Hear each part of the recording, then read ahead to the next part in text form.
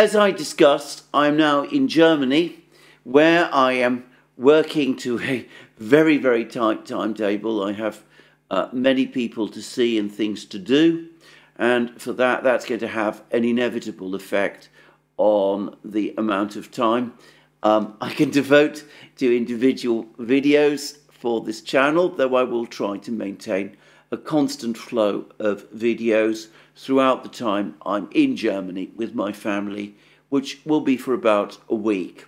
So if this video is shorter than some of my more recent ones, well, some of you may heave a sigh of relief.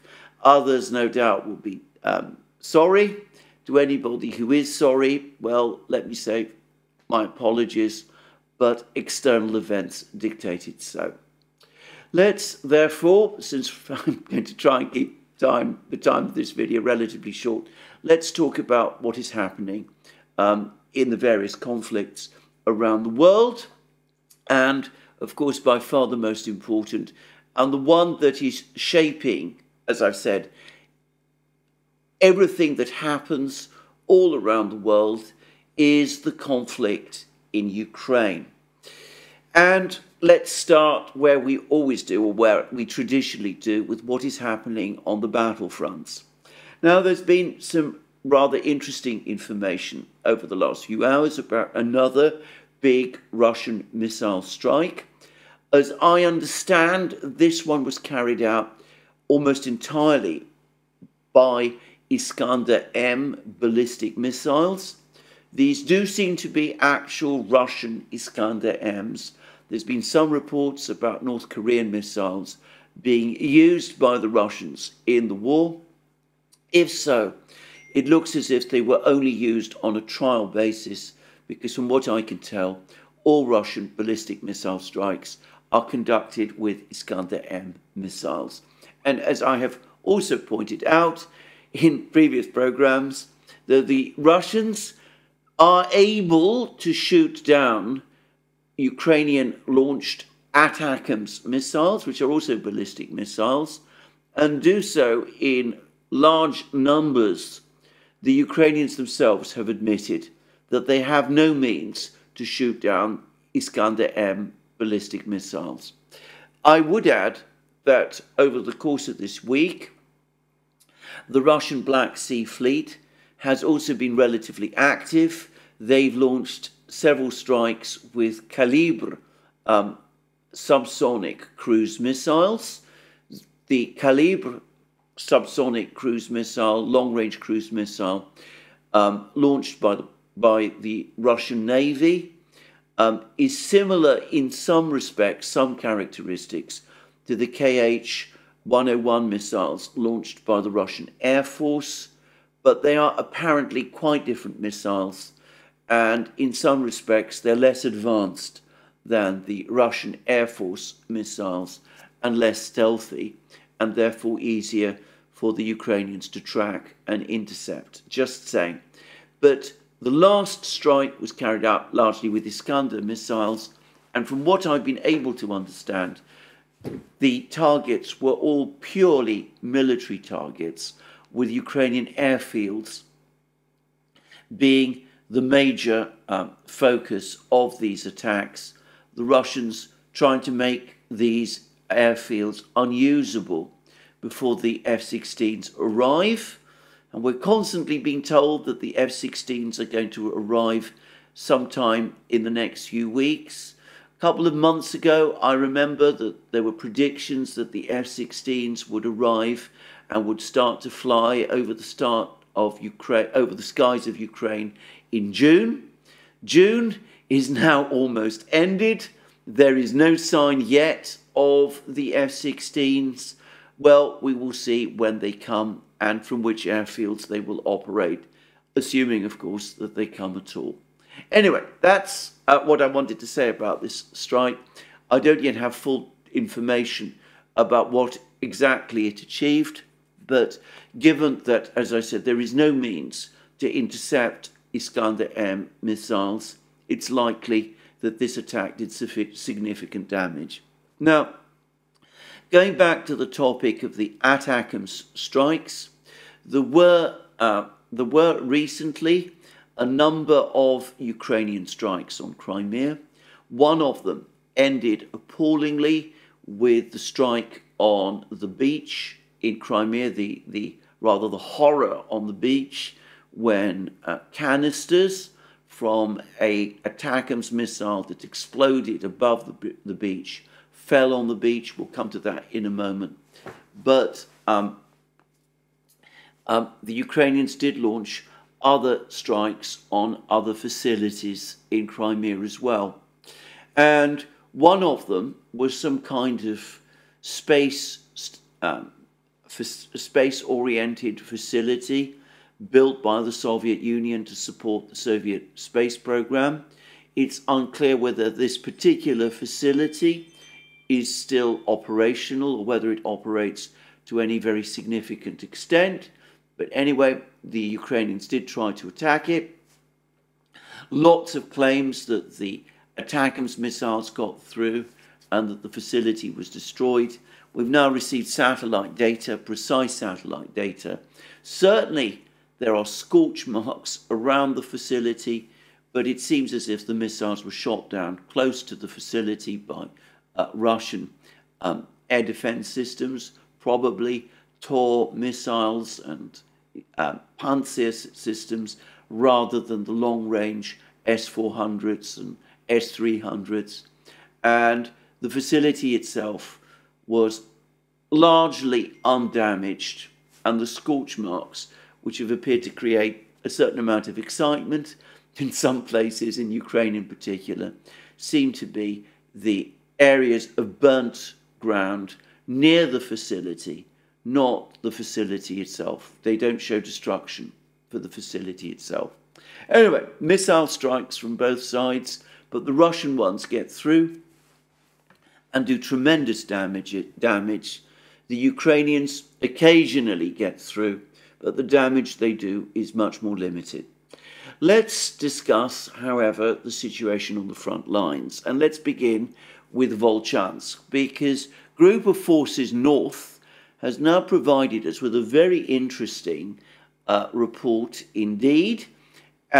This is covering what happened on the 26th of June. They say that in the Volchansk direction, fierce fighting continues in Volchansk. Our assault groups knocked out the enemy from the area of multi-story buildings. Now, this is a translation. It's not an official translation. It's a translation that's been published by Slavyangrad. It might be a machine translation. And of course, I'm not sure what the original Russian says.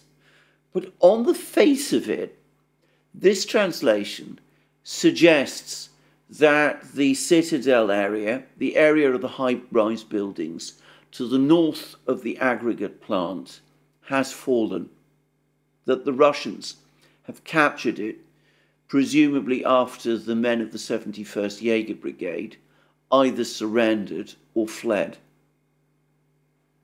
Now, I'm not able to confirm that. It's a very matter-of-fact way of publishing this rather astonishing news.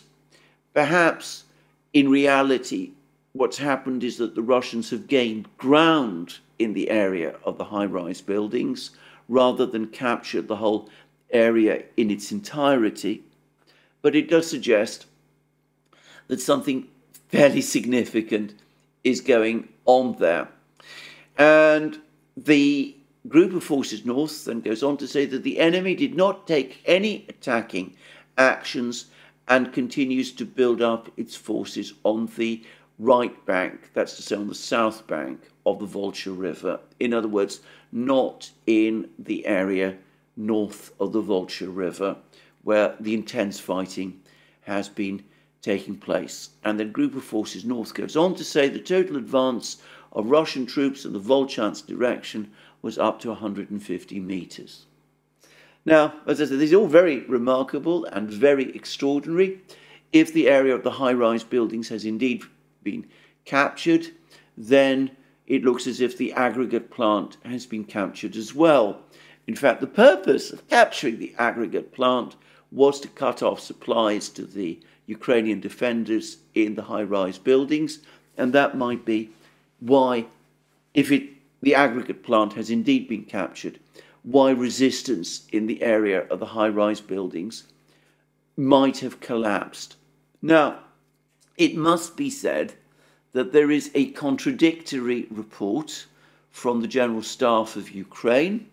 They have issued another statement that there are still Russian troops, as they put it, in the aggregate plant, but that these troops remain cut off and are in a cauldron. Now, some people are again taking this report at face value, in which case it seems to completely contradict this report from Group of Forces North. The Ukrainian military has been saying less about the aggregate plant recently.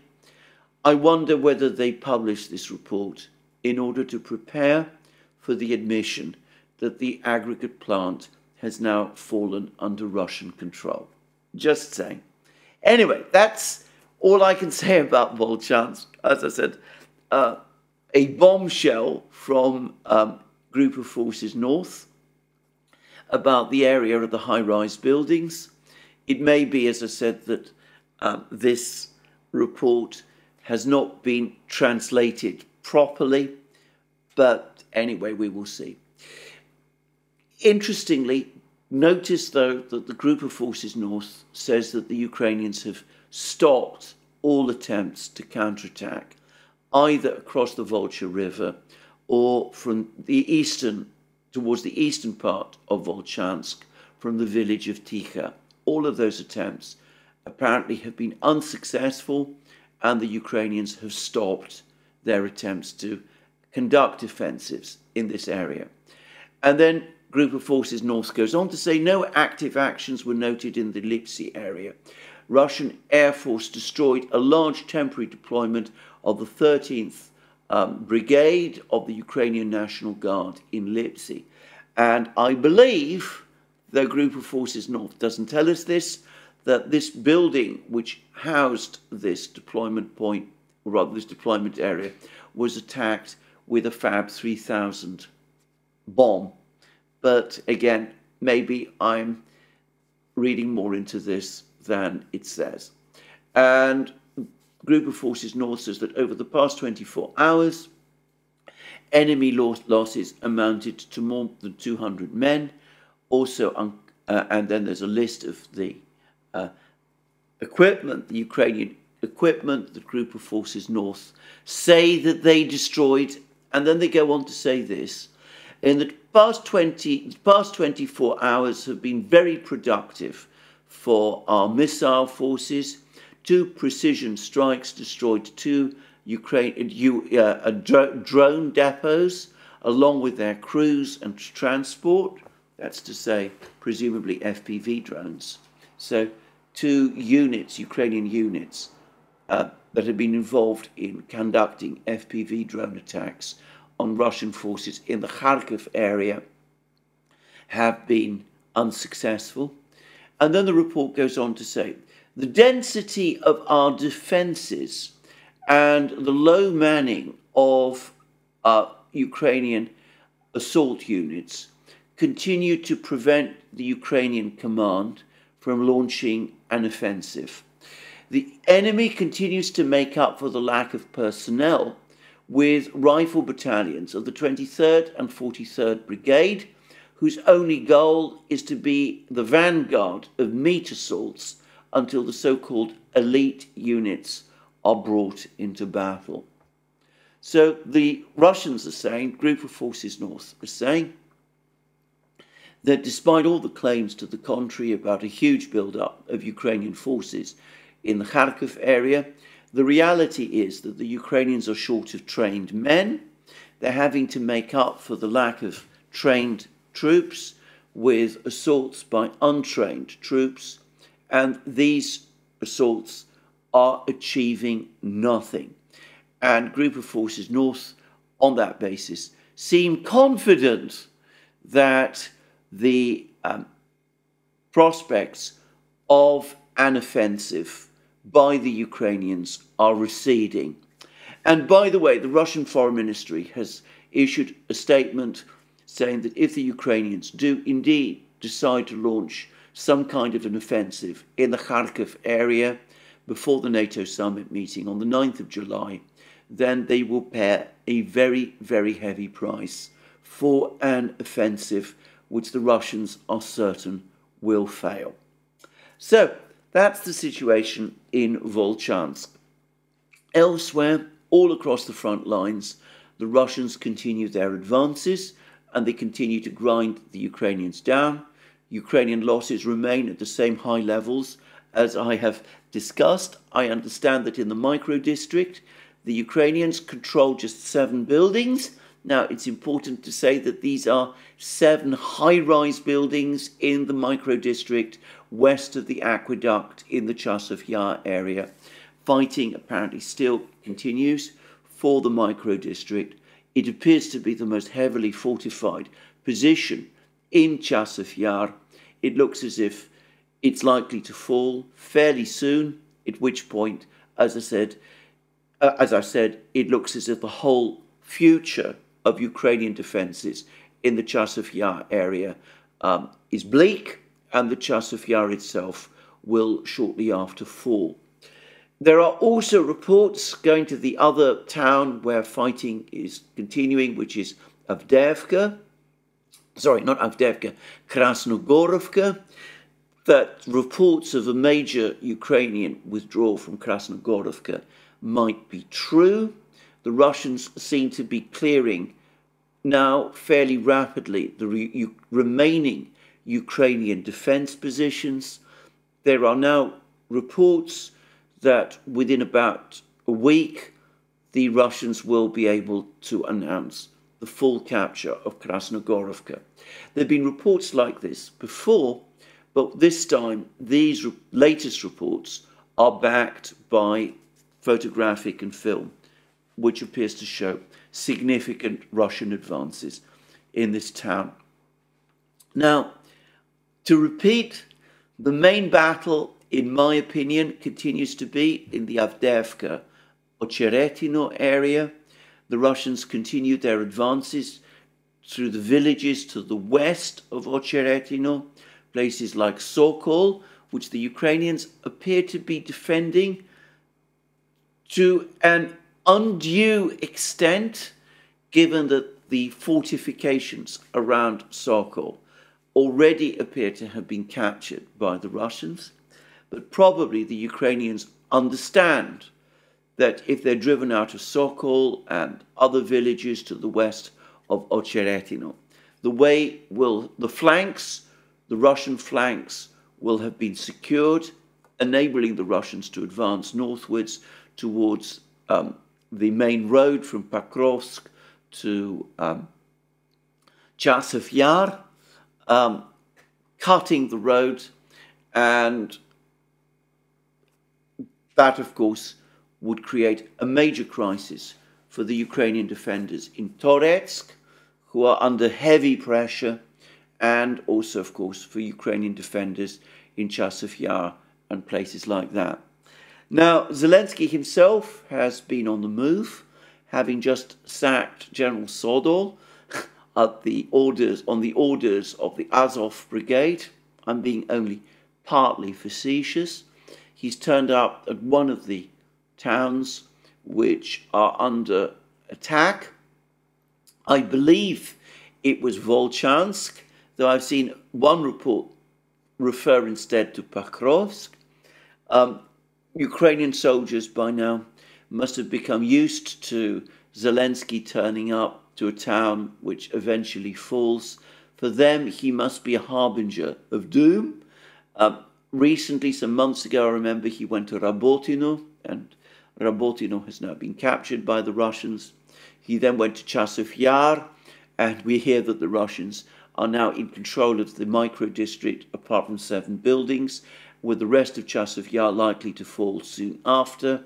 If he's gone to Volchansk, well, that will confirm to many in Ukraine that Volchansk also is going to fall.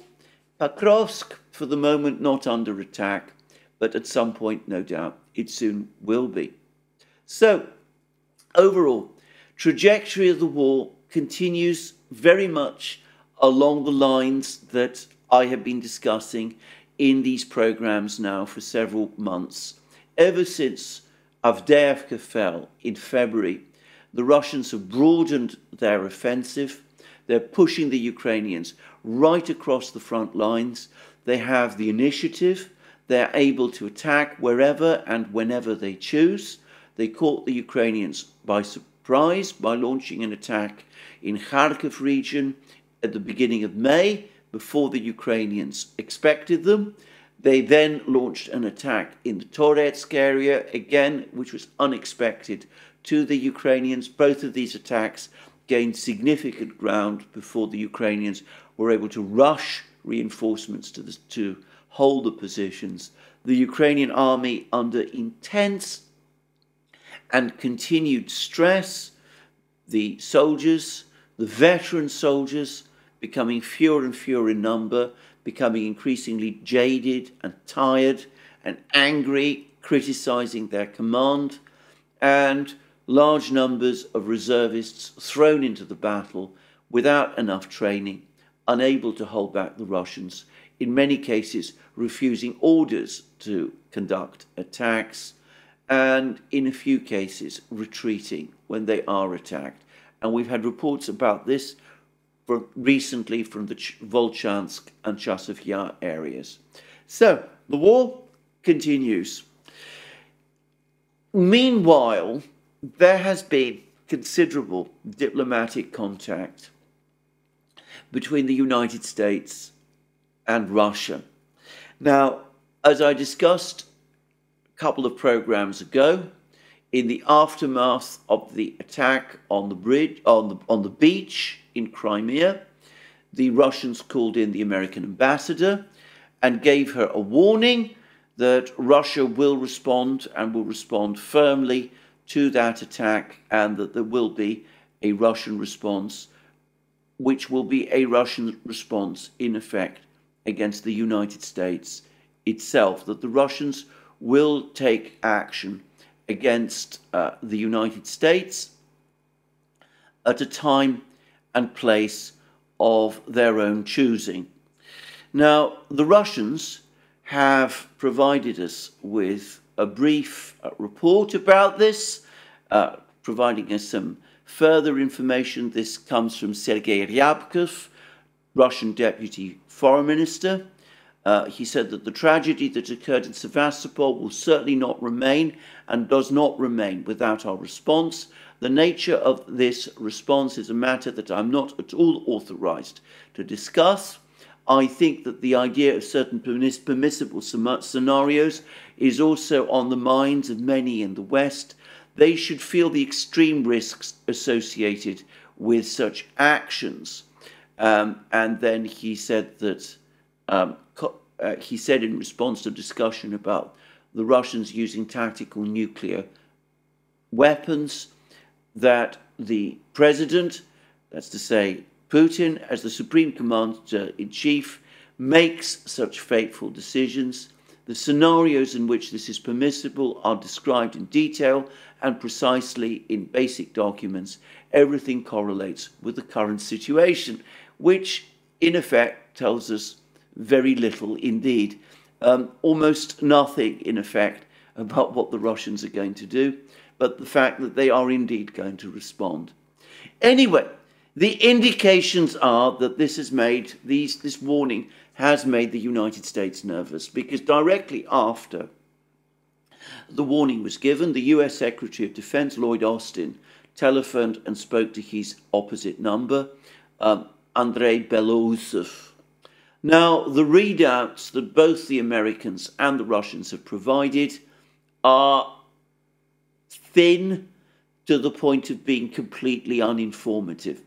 They both spoke about the importance of retaining, preserving communications. Communications lines between these two powerful countries must be preserved, and Ryabkov had something to say about that. Also, he said Channels of communication with Washington are not closed. Just the day before yesterday, a very important telephone conversation between Russian Defense Minister Belousov and his American counterpart took place. There are contacts at other levels and along other lines, along the lines of presidential administrations, in particular along the lines of intelligence services. Diplomatic agencies are in contact with each other on their own issues, and this happens on a regular basis. We should not find ourselves in a situation where we're working with a black box, where some impulses come from our side, inside, and the output is zero. That's why the channels I mentioned are important.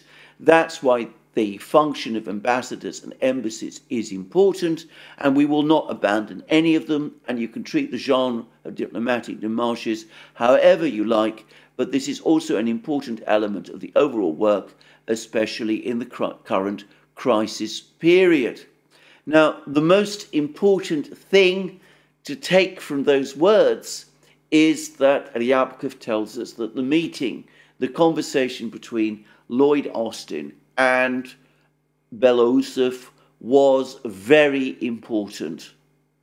Now, some may think it is a coincidence that Lloyd Austin telephoned Belousov directly after the Russians gave a warning that they're going to take retaliatory action against the United States for the Crimean beach attack.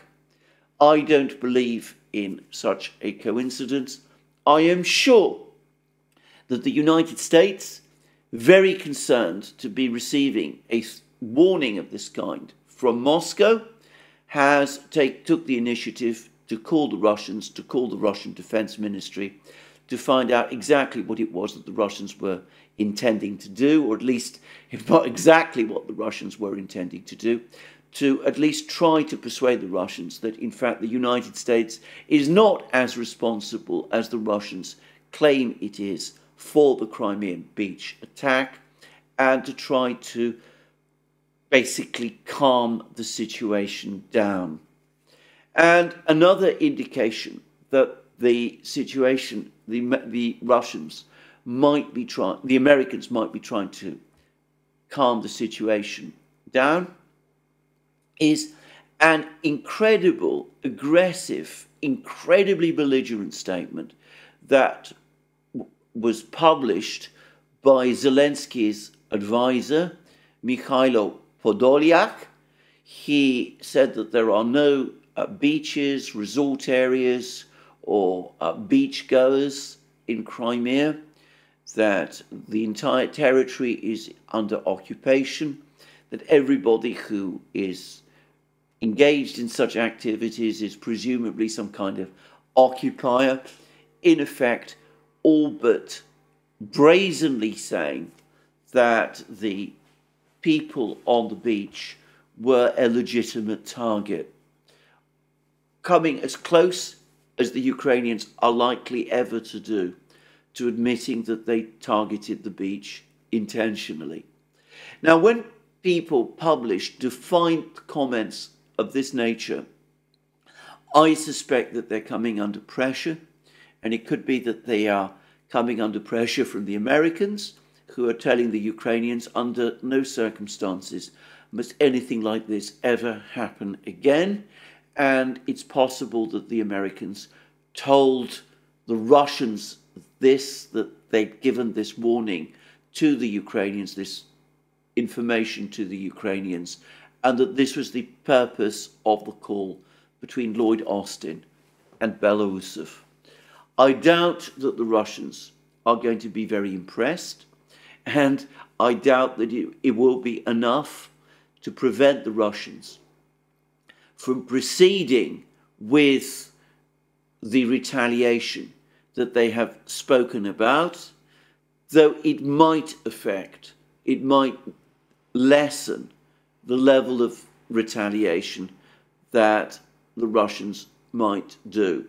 But even that, I'm far from certain, will be the case. Anyway, an interesting set of discussions between the Americans and the Russians. And note that the United States, even as it announces that, or at least even as we're getting information, that the United States is preparing to formalize the presence of US contractors in Ukraine. They have been there pretty much since the start of the war. The announcement that appeared in Bloomberg that the administration is going to do this formally simply gives an official glass to what has always been the case. But it looks to me that this might be intended, again, as a kind of response to this Crimean beach affair, that it's intended to impress on the Ukrainians, as well as on the Russians, that the Americans are indeed tightening control on ATACMS missile launches, and that from now on, with American contractors already largely involved in controlling those missile strikes, the Pentagon itself will play an even more active role in this than has been the case before. Anyway, who knows? But even as the United States announces that, there have been further statements from the White House that the deployment of US ground troops, or indeed any US troops, to Ukraine is categorically ruled out. Now, to be clear, all of these American assurances, which I suspect is what the Russians are getting, I doubt that they're going to cut much ice in Moscow. I think the Russians are going to be deeply unimpressed by them. By this point in the conflict, we've reached a stage where they no longer trust the Americans very much at all. But who knows? Maybe, just maybe, as I said, it will diffuse the tensions that have arisen from this particular incident. But the Russians, for their part, have promised retaliation. Ryabkov has reaffirmed that it is coming. The Americans have admitted that their contractors are already working in Ukraine. The likelihood is that the Russians, part of that retaliation from the Russians, as well as providing weapon systems to people in the Middle East and such things, apart from that, the Russians will probably also be coming after some of those contractors, those American contractors in Ukraine itself. Anyway, let's press on and discuss some of the other political news. The German CDU, or more precise, its leader, Friedrich Merz, on Sunday gave an interview in which he seemed to be moderating significantly his rhetoric about Russia. Up to recently, he has posed as the hardest of hardliners in Germany. He's been endlessly demanding that more and more advanced weapons be supplied by Germany to Ukraine, and that Germany go all out to support Ukraine in the war. I think he's realised after the European Parliament elections that this is not a popular line to take in Germany, where, by the way, I presently am, and that he's realising that he will pay an electoral price if he continues with this hard line. So for that reason, I think he might be in the process of moderating his language, at least a little. Sarah Wagenknecht, the political leader of the new party on the left, which did, I thought, pretty well in the European Parliament elections for a party that has only just formed. She has spoken more realistically. She has said that if there is going to be a negotiated settlement in Ukraine, which of course she strongly endorses, then it must be understood that it cannot be on the existing line of contact. She's moving towards, in other words, acknowledging that the Russian demand that the Ukrainians pull out of the four regions is something that has to be conceded if a negotiation is to be successful. Merz is not the only European politician who's now talking in a more moderate way. Emmanuel Macron in France, perhaps in the last weeks of his presidency, the last few opinion polls appear to show the Rassemblement National, Marine Le Pen's party, surging. The political group that's second is the United Left, the so-called Popular Front, whose de facto leader seems to be Jean-Luc Mélenchon. Macron's own party is far behind, polling less than 20% of the vote. Anyway, it could be that Macron realizes that the game is up with the parliamentary elections, and I still think that there's a better than even chance that he will resign if his party does particularly badly in those elections. Anyway, Macron is now also coming out making statements that there will not be French troops sent to Ukraine anytime soon. He seems very vague on the dates, but his enthusiasm for that project seems to be fading. And he is also saying that he's prepared to enter into talks with President Putin, though of course he doesn't explain how these talks are going to be conducted or in what form or anything like that. But again, the language seems to be slightly more conciliatory.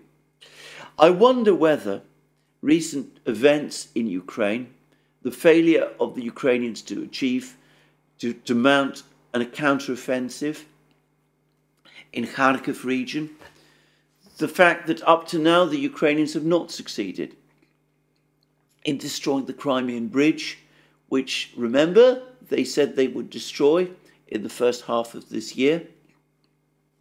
The warnings from the Russians, whether perhaps cumulatively they aren't beginning to hit home.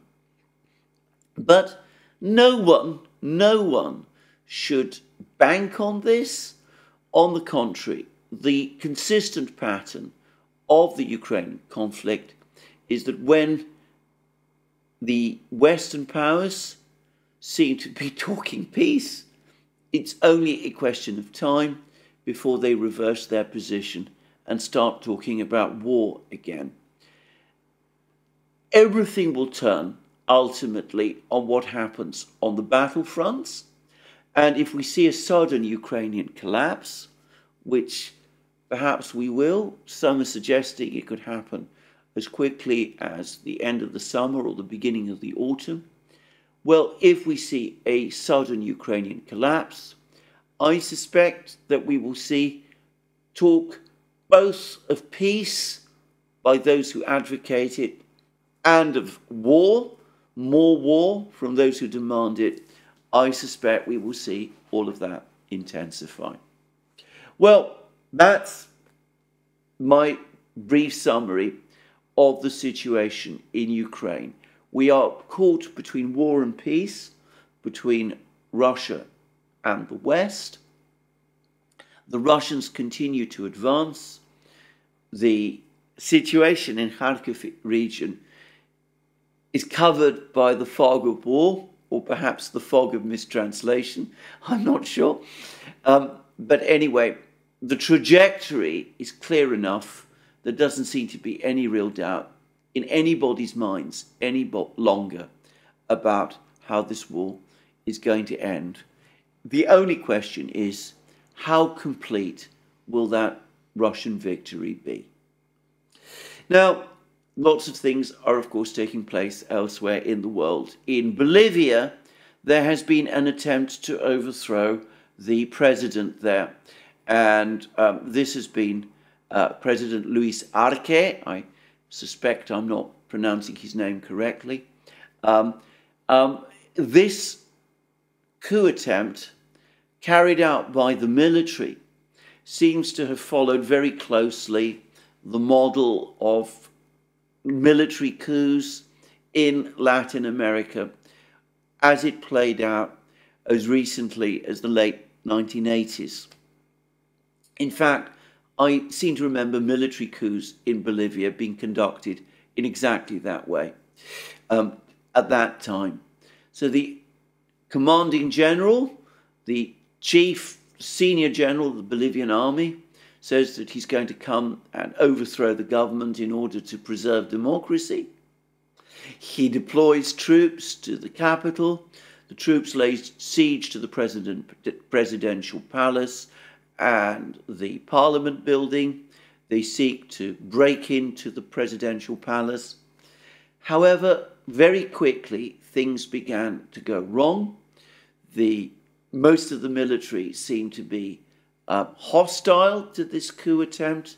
The president was able to mobilize public support, including from his former partner and to some extent rival, Evo Morales, who remains a significant political figure in Bolivia and whose relationship with President Arce has not always been easy.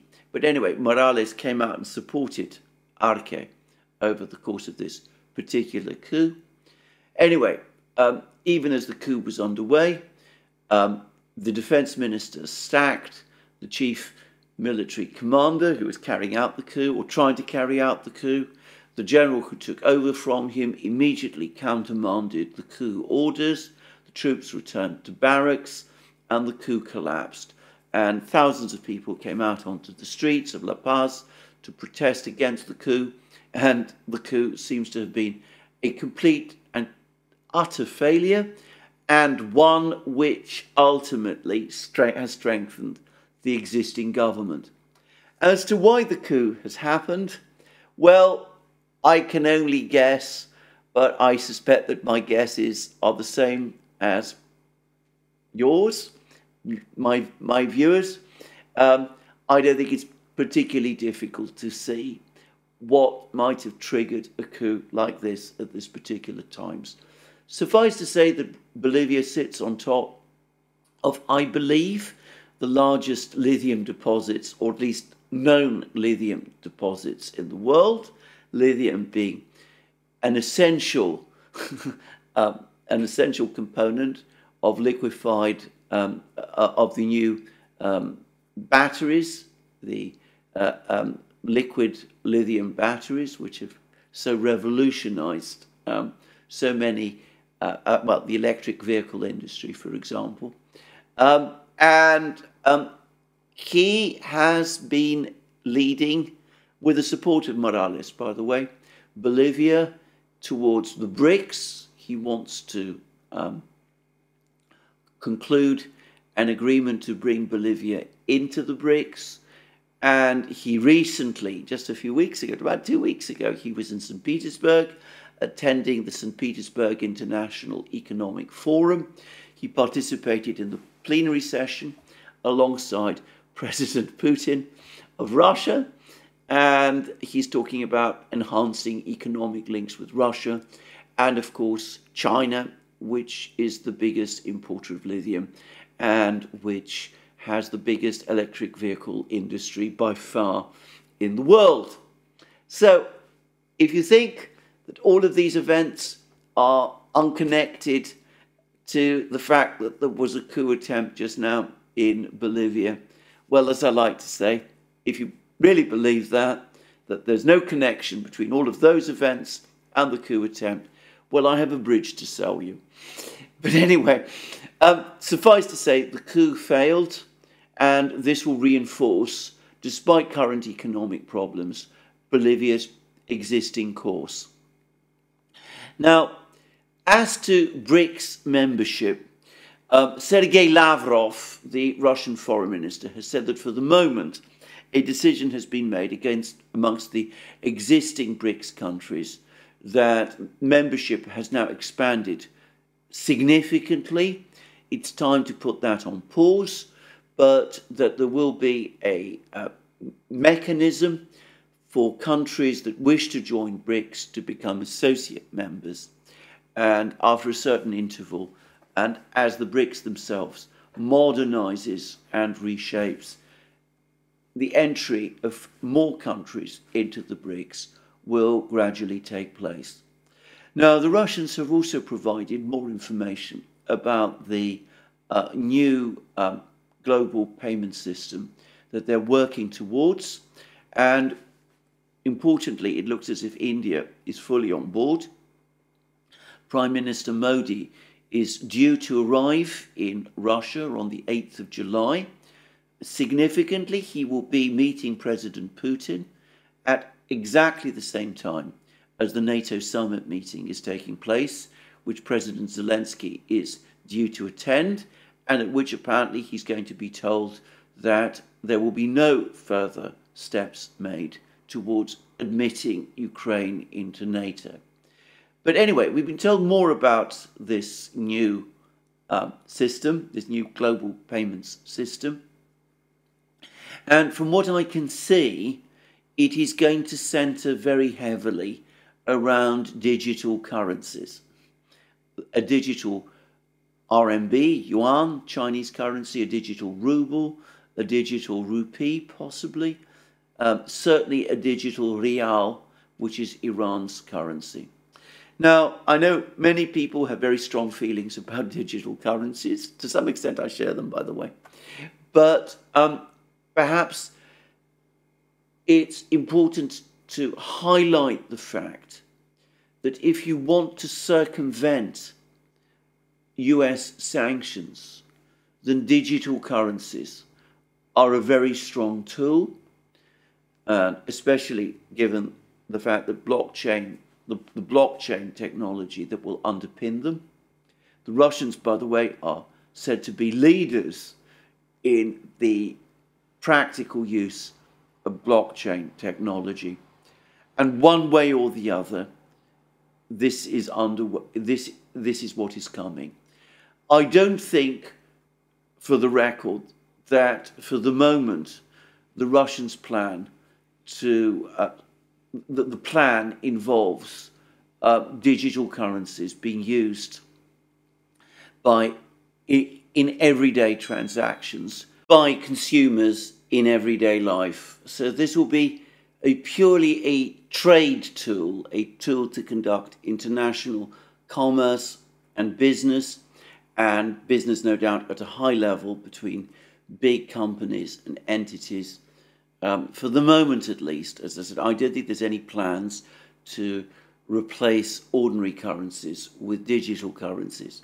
Though I accept that maybe that day will come with all of the implications that people talk about. Anyway, this is where I'm going to finish today's program. As I said, I am under more time constraints than usual. So as I said, I'm given a fairly short summary of events today. There'll be more from me over the next couple of days. We'll see what happens in Volchansk and whether it is indeed the case that the area of the high-rise buildings has actually fallen, as Group of Forces North appears to say. If so, it will certainly ring alarm bells in the West and in Kiev. Zelensky himself, judging from his recent behaviour, will probably blow another fit. But I'm not sure it's happened, so let's wait and see. So this is where I finish my programme today. More from me soon. Let me remind you again, you can find all our programmes on our various platforms, Locals, Rumble and X. You can also find our work on Patreon. You can support our work via Patreon and Subscribe Star, links under this video. Don't forget to check out our shop where we're still doing our Football 24 promotion here in Germany. Lots of posters about football as well, I see. And last but not least, if you've liked this programme, please remember to tick the like button and to check your subscription to this channel. That's me for today. More from me soon. Have a very good day.